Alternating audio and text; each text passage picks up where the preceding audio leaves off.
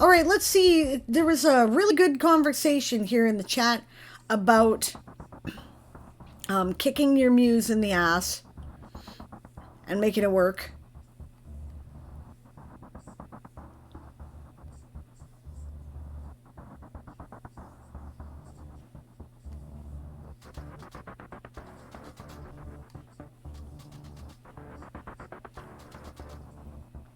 Does suggest that if you are observing for details, you're not necessarily imagining details.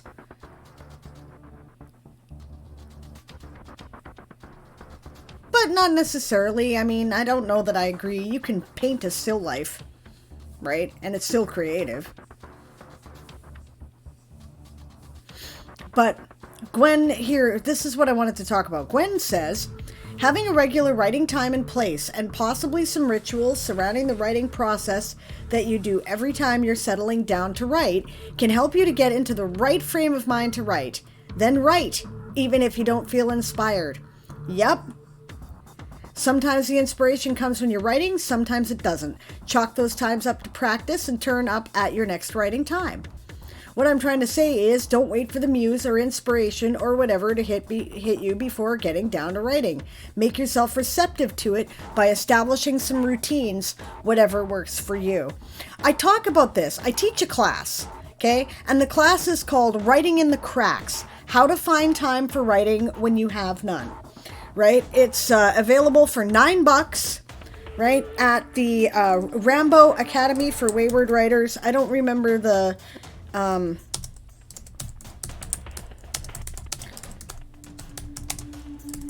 URL off the top of my head. It's at Teachable. It might be catrambo.teachable.com, right? Let's see if that works all.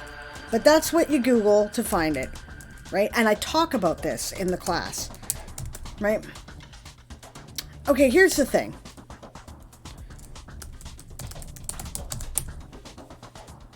Okay, if I remember correctly, this is the URL, but don't quote me. Okay, yeah, you know what? I think rather than doing another sprint, I was going to do one more sprint. Oh, maybe. Yeah, okay. I will do one more sprint because I was a little late today, but you guys, yeah, okay, this is really important, okay? So I teach this class, right? And it's basically ways to get your brain to work and do writing even when you're sitting in the car waiting for someone at the supermarket, right? Standing in the bank line, right? Whatever. You can do that. I wrote a third of my first novel, that one right there, that, you know, this one, right? I wrote a third of that novel in its rough draft on a BlackBerry, sitting in, like, you know, the doctor's office, waiting for appointments, standing in the supermarket line, shit like that, okay? Right? How you do it is that writing is an altered state of consciousness, right? It's a little like falling asleep, getting your brain into the state of mind where it's freely daydreaming in a way that you can write. What you're looking for is low beta waves, right, with some high beta wave spikes. If you know anything about like brain waves, which I did some research on for my witchcraft book. I'm going to talk into this sprint because I feel this is really important, right? So, you have to be able to teach the brain how to do that, right? Just the same way you have to teach your brain how to fall asleep, right? So some people have difficulty falling asleep, some people don't. The people who have difficulty eventually develop a routine to signal to their brain that it's time to go to sleep. This is the last sprint, by the way, for those of you who would like to know. Okay, so writing's like that. You need to trick your brain and give it hints. Okay, it's time to shift into the writing consciousness now. We need to be writing. So you need to do this.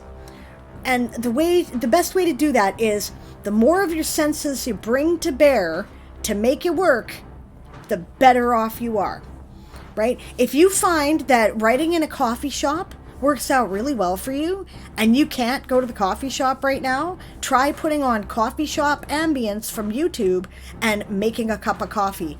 Especially if you make a floofy coffee like you would if you went to the coffee shop, right? And see if that works. I bet you'll find it really effective because you've trained your brain to write when you're in a coffee shop, right? So do the rituals that make it possible, right? And like I say, the more of those senses you can bring to bear, the better,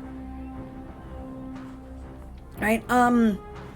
If you are having trouble making the muse come, right, then teach it a ritual. When you do get something and you find you're writing, keep track of what you're doing during that time, the different things like, what's the light level of the room? What does it smell like? Smell is really an amazing trigger for changing your consciousness, and people don't pay enough attention to it, right? What are the sounds you're hearing in the background? Right? I have now trained myself to write when I am listening to Twitch streams. It's a trigger for me.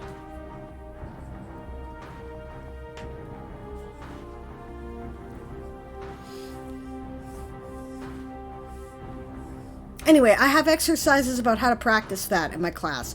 I don't have time to get into them on this stream, but check it out. Maybe it'll help you. And if not, you know, I might talk about it sometime on Diane Writes or on Sable's World Forge, so, you know. But maybe that'll help. Yeah.